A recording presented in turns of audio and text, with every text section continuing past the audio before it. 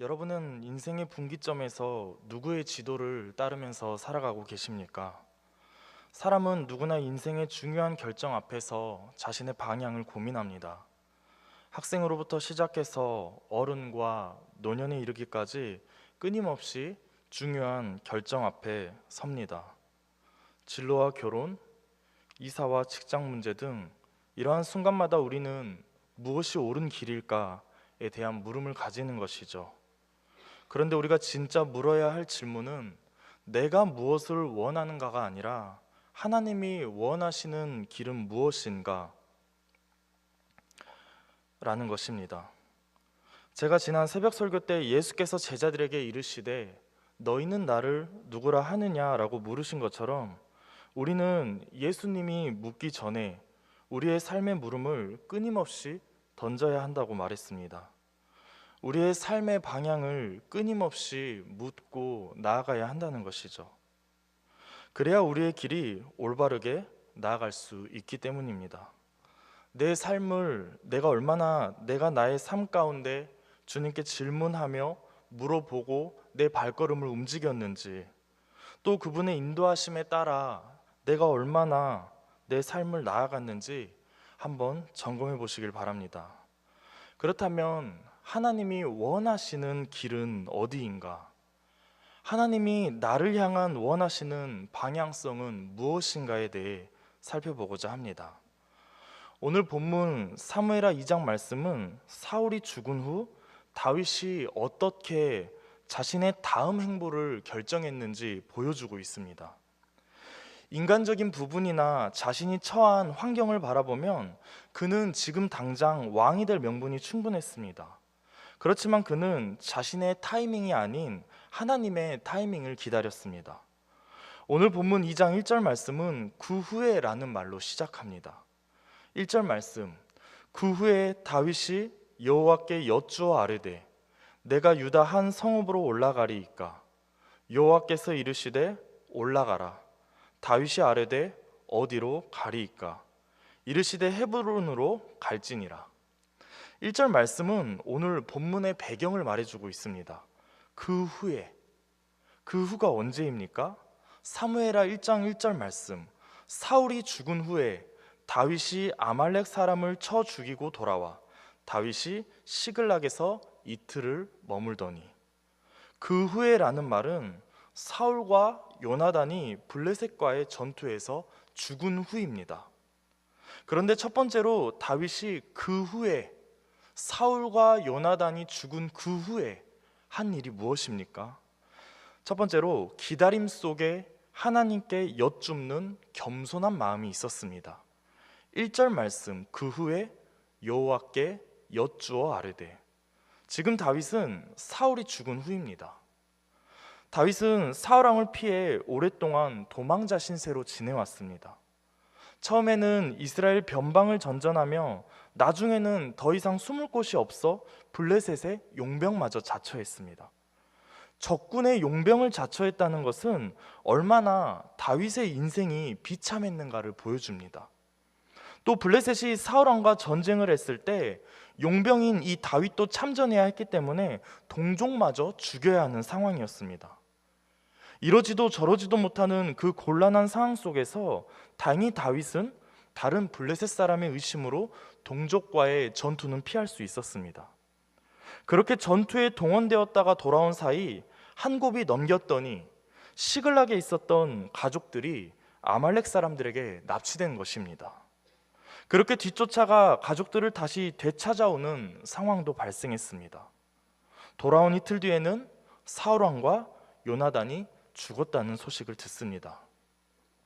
나를 죽이려 했던 왕이긴 하지만 자신의 지도자를 잃은 것이죠. 다윗은 이렇게 파란만장한 인생길을 걷습니다. 사울 왕은 다윗에게 아주 오랜 고통이었습니다. 지금 그런 사울이 죽은 것입니다. 자신의 파란만장한 인생 가운데 가장 큰 원인이 되었던 사울 왕이 죽게 된 것입니다. 그렇다면 성도 여러분, 다윗이 그 다음 해야 할 일, 그 후에 해야 할 일은 무엇입니까? 왕이 되는 것입니다. 사울이 죽고 다윗은 왕이 될 기회가 왔지만 자신의 뜻대로 움직이지 않았습니다. 지금 이스라엘은 블레셋과의 전투에서 패전했습니다. 그래서 왕이 죽고 국가적으로 큰 위기를 맞았고 전국이 초래되고 있습니다. 또한 주변 이민족들의 움직임마저 심상치 않았습니다. 그렇다면 다윗은 이때가 기회였습니다. 그리고 다윗은 이미 약 14년 전에 사무엘을 통해 기름 부음을 받았기 때문에 그때부터 내가 왕임을 자초할 수 있었지만 그렇게 하지 않았습니다. 그리고 지금도 이제 내가 사울의 뒤를 이을 이스라엘의 왕임을 선언하며 나아갈 수 있었지만 그렇게 하지 않았다라는 것입니다. 사람의 눈과 머리로는 지금 다윗이 왕이 되기에 적절한 타이밍이고 오랜 시간 전쟁을 치르며 역경을 극복하고 나아가기 때문에 이미 왕으로서의 준비는 다 되어진 사람입니다. 다져진 것이죠. 그러나 다윗은 서두르지 않았습니다. 앞서가지 않았습니다. 오히려 다윗은 더 신중을 가하며 하나님 앞에 겸손한 마음을 갖습니다. 그러고는 하나님께 여쭙는 기도를 올려드립니다. 그 후에 다윗이 여호와께 여쭈어 아뢰되 내가 유다 한 성읍으로 올라가리이까? 그래서 하나님께서는 그에 대한 답변으로 올라가는 것을 허락하셨고 다윗은 또 묻습니다. 다윗이 아뢰되 그럼 어디로 가리이까? 여호와께서 헤브론으로 가라는 답변을 주십니다. 다윗은 두 아내 이스라엘 여인 아히노암과 갈멜 사람 나발의 아내였던 이 아비가일을 데리고 헤브론으로 올라갑니다. 이 올라간다라는 표현은 단순히 어떠한 장소를 오르락내리락 하는 표현만을 말하지 않습니다. 지금 1절에서 3절까지 그러한 표현이 나와 있는데요. 1절에 한 성읍으로 올라가리이까 여호와께서 이르시되 올라가라. 1절에 두 번 나왔습니다. 2절 말씀 다윗이 가족들을 데리고 그리로 올라갈 때에 3절 말씀 다 데리고 올라가서 헤브론 각 성읍에 살게 하니라. 이 올라가라는 표현은 히브리어 알라라는 동사를 이 세 구절 말씀에 4번씩이나 사용하면서 다윗의 승급을 은연중에 강조하고 있습니다. 기다림의 인내와 하나님께 여쭙고 순종하는 겸손한 마음 끝에 다윗의 점진적인 출세를 강조하고 있는 것이죠. 그 올라감을 뜻하기도 합니다. 이처럼 하나님의 타이밍을 기다릴 때 그리고 내 생각과 방법이 아니라 그분께 엽줍는 겸손한 마음을 가질 때 우리는 내가 생각한 성공보다 더 큰 주님의 계획과 방법대로 나아갈 수 있다는 것입니다. 하나님의 주권을 믿고 참고 기다리면 잃는 것이 없습니다. 세상의 눈으로는 모든 것을 잃는 자 같아 보여도 모든 것을 가진 자가 된다는 것입니다. 두 번째로 다윗의 즉각적인 순종입니다. 다윗은 하나님께 여쭈었고 그 인도하심에 즉각적으로 순종하였습니다. 우리가 하나님의 방법대로 하나님의 인도하심 따라 나아가는 길은 바로 하나님께 여쭙는 것입니다. 여쭙지 않는데 우리가 하나님의 뜻을 어떻게 알겠습니까? 기도하지 않는데 우리가 뭘 알고 그분의 인도하심대로 나아가겠습니까? 다윗은 먼저 하나님께 물었고 그 말씀대로 즉각적인 순종의 반응을 보였습니다. 우리가 물어보기만 하고 순종하지 않는다면 그것은 내 편한 대로 판단하고 결정하는 성향 때문입니다. 내 입맛에 맞추어 기도하고 하나님의 응답은 답이 정해져 있는 것이죠. 그 원하는 답을 내놓지 않기 때문에 우리는 즉각적으로 그분의 말씀에 순종하지 않는 것입니다. 그런 세속적 욕망을 내려놓지 못하면 나의 기도는 무의미한 것이 되어버리는 것입니다. 다윗은 하나님께서 올라가라 하시자 즉시 올라갔고 지체하지 않았습니다. 성경은 사울의 실패의 원인과 죽음의 원인을 무엇이라고 말하고 있습니까? 역대상 10장 13절에서 14절 말씀 사울이 죽은 것은 여호와께 범죄하였기 때문이라. 그가 여호와의 말씀을 지키지 아니하고 또 신접한 자에게 가르치기를 청하고 여호와께 묻지 아니하였으므로 여호와께서 그를 죽이시고 그 나라를 이새의 아들 다윗에게 넘겨 주셨더라. 제가 말한 두 가지가 다 나와 있네요. 하나님께 여쭙지 않고 신접한 자에게 물었기 때문입니다. 또 그 말은 즉 여호와의 말씀을 지키지 않은 것이죠. 우상에게 묻는 죄를 범한 것입니다. 하나님의 말씀을 어긴 것이죠. 이뿐만이 아닙니다. 사울은 하나님이 아말렉과의 족속과의 전투에서 승리하면 모든 것을 남기지 말고 멸하라고 말하셨지만 그것에 즉각 순종하지 않고 말씀을 어겼습니다. 사무엘상 15장 9절 말씀, 사울과 백성이 아각과 그의 양과 소의 가장 좋은 것 또는 기름진 것과 어린 양과 모든 좋은 것을 남기고 진멸하기를 즐겨 아니하고 가치 없고 하찮은 것만 진멸하니라. 순종하지 않았습니다. 하나님의 말씀을 순종하지 않은 이때 사울은 하나님께 버림받은 것입니다. 사울이 불순종하여 버림받은 이유가 무엇입니까? 정치적인 욕망과 세속적인 욕심이 그의 마음 가운데 자리 잡고 있었기 때문입니다. 그래서 정치적으로 다윗이 골리앗을 죽인 이후로부터 다윗의 정치적 선호도가 높아지자 다윗을 시기하고 질투하여 그때부터 죽이려고 한 것이죠. 오늘날의 정치판과 똑같지 않습니까? 자신의 욕망 앞에 하나님은 안중에도 없는 것입니다. 욕심의 눈이 멀어 사울의 영적인 눈을 가리운 것입니다. 이후에 우리가 읽지 않은 7절 이후의 말씀도 보게 되면 이스라엘에는 지금 현재 두 왕이 존재합니다. 본문 4절에서는 유다 족속이 다윗을 왕으로 삼지만 이 외에 길르앗, 아술, 이스라엘, 에브라임, 베냐민 지파 등 유다 지파를 제외한 11지파를 사울의 아들 중 유일하게 살아남은 이스보셋을 왕으로 삼습니다. 한 나라에 두 왕이 존재하게 된 것이죠.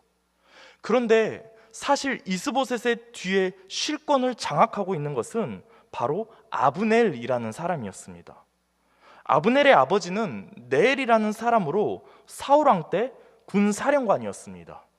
대통령 경호실장과 같은 것이죠. 그런데 지금은 넬의 아들인 아브넬이 군사령관으로서 하나 남은 사울의 아들 이스보셋을 보좌하고 있는 것입니다.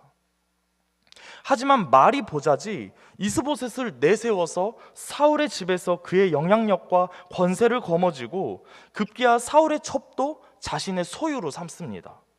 아브넬은 이렇게 이스보셋을 이용하고 자신의 말을 듣지 않자 아브넬은 이스보셋을 배반합니다. 왕이지만 이스보셋은 힘이 없었습니다. 군사령관 아브넬을 두려워합니다. 이후 아브넬은 요압의 창에 찔려 죽고 그 이후 이스보셋의 왕권은 급격히 몰락하여 다른 이스보셋의 군 지휘관 2명이 이스보셋을 배반하고 살해하는 일을 겪게 됩니다. 배반한 이유는 이스보셋을 살해함으로써 적군에게 그 공로를 인정받아 높은 지위에 오르려고 한 것입니다. 하지만 그들도 오히려 살해를 당하게 됩니다. 이처럼 사울을 비롯하여 사울의 집안 모든 식구들은 권력과 정치적 욕망과 그 권세 때문에 하나님 말씀에 불순종하고 하나님께 묻지 않았기 때문에 모두 멸망하게 된 것입니다. 다윗도 1절 말씀에 그 후에 사울이 죽은 그 후에 똑같이 이스라엘 12지파의 주권을 거머쥘 수 있었지만 이것을 정치적인 기회로 보지 않고 인간적인 계산으로 움직이지 않았습니다. 하나님께 뜻을 묻는 것으로 시작합니다. 이는 정치적인 결정조차도 다윗은 신앙의 문제로 인식했음을 보여주고 있는 것입니다. 여러분, 하나님을 믿는 사람들에게 기회라는 단어는 맞지 않습니다. 기회를 잡아라. 기회는 이때다. 우리의 인생에는 수많은 기회들이 찾아옵니다. 하지만 모든 기회가 하나님의 뜻은 아닙니다. 어떤 길은 좋아 보이지만 하나님이 원치 않은 길일 수 있습니다. 그래서 다윗은 물은 것입니다. 그래서 다윗은 여쭤본 것입니다. 기회가 온다고 다 좋은 것이 아니라 하나님의 인도하심을 걷는 길이 가장 좋은 기회를 잡는 것입니다. 우리의 인생에 매 순간 기회가 찾아오지 않아도 수시로 하나님께 묻고 그 말씀에 즉각적으로 순종하는 삶을 사는 것, 그것이 우리의 인생에 매 순간 기회인 줄 믿습니다. 하나님께 여쭙고 즉각적 순종의 기회를 잡은 다윗이 유다 지파의 왕이 됐고, 욕망 가운데 사로잡힌 이 사울의 세력들이 점차 약화되면서 모든 지파의 왕으로 다윗은 자리매김합니다. 온전한 이스라엘의 왕이 된 것이죠. 말씀에 즉각적으로 순종했기 때문입니다. 내 방식이 아니라 기다림으로 하나님의 뜻을 바라보았기 때문입니다. 그런데 이상한 것은 12지파 중 유다 지파를 제외한 이 11지파를 다스린 이스보셋 왕이 2년간 통치를 하다가 막을 내립니다. 그렇다면 다윗이 헤브론에서 유다 지파의 왕으로 있어야 하는 재위기간은 얼마죠? 2년입니다. 그런데 사무엘하 2장 10절에서 11절 말씀을 보면 헤브론에서 유다 족속을 7년 6개월간 다스렸다고 말합니다. 2년이 아니라 무엇을 말하고 있는 거죠? 이스보셋이 죽은 후에도 다윗은 바로 모든 지파를 다스린 것이 아니라 똑같이 유다 족속 한 지파만을 다스리면서 5년 6개월 동안 기다림의 시간을 가졌다는 것입니다. 그 기다림의 시간을 다윗은 원망하지 않았습니다. 오히려 하나님의 때, 하나님의 방법이 이루어지기까지 기다렸습니다. 그 결과 다윗이 다윗되게 하였고, 7년 6개월이 지난 하나님의 때가 이르렀을 때 다윗은 이스라엘 전후에 비교할 수 없고 견줄 수 있는 왕이 없을 정도로 12지파를 통합하여 온전한 왕으로 설 수 있었습니다. 일반적으로 사람들은 자신에게만 집중합니다. 그래서 남을 잘 보지 못합니다. 당장에 주어진 상황과 환경만을 바라봅니다. 그렇다 보면 하나님의 뜻도 잘 보이지 않습니다. 지금 내가 가야 할 길만 보입니다. 빨리빨리 세상의 것들을 원하는 만큼 채워야 하고, 남들보다 더 빨리 지위를 얻고 뒤처지지 않기 위해 스펙을 쌓는 일에만 집중합니다. 그러다 보니 하나님의 뜻을 묻고 기다리는 일을 하지 못합니다. 그러나 하나님 마음에 맞는 사람은 하나님의 뜻과 그 마음을 헤아리는 사람입니다. 여호와께 묻고 여호와의 대답을 듣고 움직이는 사람입니다. 하나님이 주인 되심을 인정하고 그것을 기다리는 사람입니다.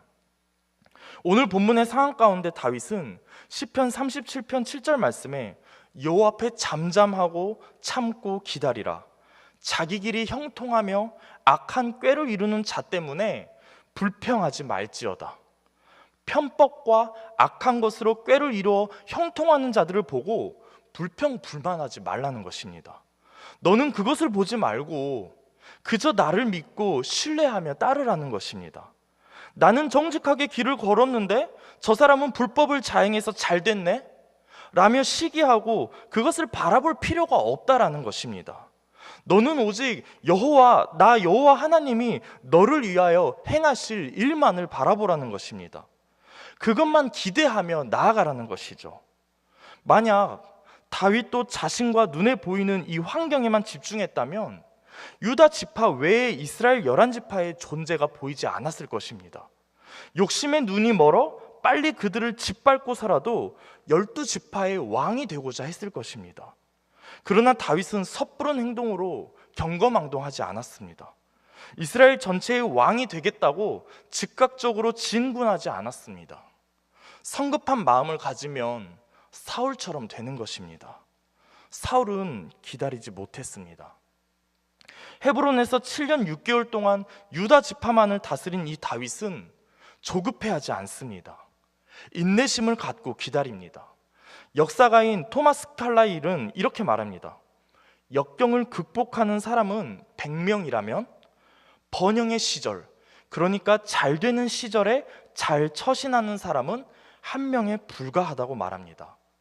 어려울 때 역경을 극복하는 것보다 잘 되고 있을 때 마음을 지키며 하나님께 나아가는 게 더 힘들다는 거죠. 승승장구할 때 더 넘어지기 쉽다는 말입니다. 이때가 정말 잘해야 하는 때입니다. 이때에도 여호와께 여전히 묻고 그 인도하신 대로 행해야 하는 것입니다. 하나님이 기다리라고 하면 기다려야 합니다. 다윗은 기다렸습니다. 목동일 때 사무엘에게 기름 부음을 받고 약 13년 동안 하나님의 때를 잘 기다렸습니다. 유다 지파의 왕으로 기름 부음을 받고 헤브론에 거주하며 또 7년 6개월을 기다렸습니다. 당시 다윗의 인생 절반 넘는 약 20년의 기다림의 시간이 있었습니다. 그 기다림의 시간 뒤에 드디어 사무엘하 5장 1절에서 3절 말씀을 보면 모든 지파가 다윗에게 직접 요청하여 나의 왕이 되어주시라고 합니다. 여호와 앞에서 언약을 세우고 기름을 부어 이스라엘 전체의 왕이 됩니다. 다윗의 인생은 기다림이었습니다. 다윗처럼 믿음의 선배인 조지 뮬러도 기다림의 사람이었습니다. 그는 기도의 사람이요 고아들의 아버지라고 불렸습니다. 원래 그는 약 20세까지 술과 도박으로 방탕하며 지낸 사람입니다. 그러나 한 모임을 통해 예수 그리스도를 영접하고 주님 주신 사명의 길을 걷습니다. 성경을 읽던 중 시편 68편 5절에서 하나님이 고아들의 아버지임을 깨닫고 고아들을 돌보기 시작합니다. 그렇게 조지 뮬러는 약 1만 명 이상의 고아들의 아버지가 되고 5번에 걸쳐 고아원을 짓습니다. 그런 중에 5만 번 이상의 기도 응답을 받습니다. 조지 뮬러는 평생에 자신의 인생의 철칙이 있다고 합니다. 그것은 결코 하나님보다 앞서지 말자, 결코 성령님보다 앞서지 말자, 결코 기도보다 앞서지 말자입니다. 여러분의 평생의 삶의 원칙도 이러하셨으면 좋겠습니다. 이렇게 삶을 살아가면 내가 가야 할 바를 하나님이 정해주시는 것입니다. 다윗은 하나님 말씀에 즉시 순종하여 시글락에서 헤브론으로 이동합니다. 내 자리, 내 위치를 잡으러 간 것이 아닙니다. 하나님의 부르신 그 뜻대로 간 것입니다. 하나님의 뜻을 따라 가는 곳에는 약속대로 그 사람의 위치와 자리를 만들어 주십니다. 기다림의 시간은 가장 소중한 것을 배우는 시간입니다. 사랑하는 성도 여러분, 여러분은 지금 우리에게 허락하신 헤브론이라고 하는 내 주어진 공간에서 주의 뜻을 기다리며 하나님께 여쭙는 삶을 살아가고 계십니까? 하나님은 살아계십니다. 하나님은 지금도 일하고 계십니다. 하나님은 신실하시고 능하신 분이십니다. 우리가 주의 뜻을 붙들고 한 걸음 한 걸음 내디딜 때 주님께서 우리를 안아주시고 앞서 행해 주십니다. 그러므로 성급하게 행동하지 마십시오. 내 생각대로 행동하지 마십시오. 하나님보다 앞서지 마십시오. 하나님의 자녀답게 믿음으로 기다리십시오. 기다림 속에 주의 뜻을 묻고 주의 대답을 들으십시오. 침묵 가운데 주님의 고통을 묵상하십시오. 하나님께서 약속대로 여러분을 이 땅의 빛과 소금 되게 하실 것입니다. 세 번째는 적에게도 베푸는 관대함과 그리스도인의 선한 영향력입니다. 다윗이 유다 지파의 왕이 된 이후 처음 한 일은 길르앗 야베스 사람들을 축복한 일입니다. 이 축복이 왜 중요하냐면 사무엘상 11장을 보게 되면 암몬 족속에게 멸망당할 위기에 처한 길르앗 야베스를 사울이 구해줍니다. 그래서 이 길르앗 야베스 사람들은 사울을 절대적으로 지지합니다. 그런 길르앗 야베스 사람들이 사울의 죽음을 슬퍼하며 장사 지내는 것입니다. 그러자 4절 말씀에 이 일을 어떤 사람이 다윗에게 말하여 이르되 사울을 장사한 사람은 길르앗 야베스 사람들이니이다 하매, 지금 어떤 한 사람이 다윗에게 고자질하고 있습니다. 아마도 이 말을 전한 사람은 다윗과 이 사울을 적대적 관계로 이해하고 있었습니다. 아직도 사울에게 충성한 사람이 있다는 것을 알린 것이죠. 조심해야 할 대상임을 말해주고 있는 것입니다. 그런데 이들도 사울을 장사하는 게 쉽지만은 않았습니다. 블레셋과의 전투에서 죽은 사울의 시체는 벳산 성벽에 못 박아 두었습니다. 왕이 죽었지만 블레셋이 두려워서 아무도 감히 우리의 왕의 시신을 장사하지 못한 것입니다. 그런데 길르앗 야베스 사람이 용기 있게 그 시신을 장사합니다. 이들은 40년 전 암몬 족속으로부터 우리를 구해주었던 그 사울에게 그 베푼 그 은혜를 기억하며 그 은혜를 목숨을 걸고 갚은 것입니다. 그런데 다윗의 대응은 전령을 보내어 그들을 축복한 일입니다. 5절에서 6절 말씀, 다윗이 길르앗 야베스 사람들에게 전령들을 보내 그들에게 이르되 너희가 너희 주 사울에게 이처럼 은혜를 베풀어 그를 장사하였으니 여호와께 복을 받을지어다. 너희가 이 일을 하였으니 이제 여호와께서 은혜와 진리로 너희에게 베푸시기를 원하고 나도 이 선한 일을 너희에게 갚으리니. 다윗이 왕이 된 이후 첫 사건은 상징적인 의미가 있습니다. 그렇다면 성경은 왜 이 사건을 첫 사건으로 기록했을까요? 다윗이 진정한 하나님의 기름 부으심을 받은 선택하신 왕이라면, 다윗이 진정한 하나님의 사람이라면 사울에게 충성했던 사람도 끌어안아야 했기 때문입니다. 또 다윗은 끝까지 신의를 저버리지 않는 이 길르앗 사람들의 신실함을 높이 평가했습니다. 이와 반대로 길르앗 야베스 사람들은 사울을 장사 지내면서도 다윗에게 미운 털이 박힐까 두려워했습니다. 그런데 도리어 그런 자신들의 마음을 헤아리고 끌어안는 이 다윗의 모습을 보면서 새로운 충성심을 갖게 된 것입니다. 그리고 그 사실이 이스라엘 온 전역에 퍼지게 되죠. 더하여 7절 말씀에 다윗은 더 이상 낙심하지 말고 도리어 손을 강하게 하고 담대히 하라, 이렇게 말합니다. 또 6절 하반절에 선한 일을 너희에게 갚는다는 것, 이것은 이제 사울로 인해 더 이상 슬퍼하고 낙담하지 말고 유다 족속의 왕이 된 내가 너희를 돌보겠다 라고 말하고 있는 것이죠. 다윗은 왕이 되기 위해 힘으로 지배하는 것보다 모든 백성의 신뢰와 지지를 얻는 것이 중요하다는 것을 알았습니다. 결과가 아니라 내가 모르는 그 과정 가운데 과정 중심의 가치를 존중한 것입니다. 나와 다른 입장이었다고 해도 그것만으로 사람을 배척하지 않았습니다. 어떻게든 끌어안고 하나가 되려고 합니다. 오늘날 지도자가 바뀌면 자기 사람으로 물갈이를 합니다. 그래서 라인을 잘 타야 된다고 생각합니다. 그러나 다윗은 나라를 세워가는 과정에서 내치기보다는 포용하고 사람들의 마음을 얻으려 했습니다. 오늘 말씀을 통해 하나님께서는 다윗의 나라를 어떻게 세워가셨는가, 그 과정을 살펴보았습니다. 하나님께서 세우시는 가정도 교회도 마찬가지입니다. 결과 중심만이라면 1등만이 웃을 수 있습니다. 그러나 과정 중심의 가치를 따라 하나님께 기도로 여쭙는 습관을 가진다면 웃을 수 있습니다. 그리고 나의 한계를 인정하며 묻고 그 인도하심을 따라 순종하며 현실에 충실하는 성도 여러분 되시기를 소망합니다. 하나님께서 나에게 베풀어 주신 은혜를 기억하면서 나도 그들에게 은혜 베푸는 자가 되기를 소망합니다.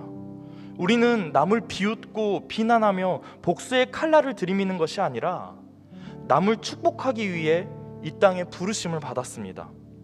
성숙한 사람은 자신의 삶을 통해 누군가에게 좋은 영향력을 끼치는 것입니다.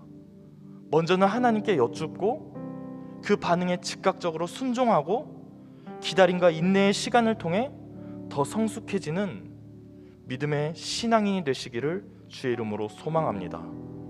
더불어 과정 중심의 가치를 실천하여 관대함을 품고 그리스도의 선한 영향력을 행사하는 마중물 성도로 살아가시는 광주제일교회 모든 성도 여러분 되시기를 주의 이름으로 축복합니다.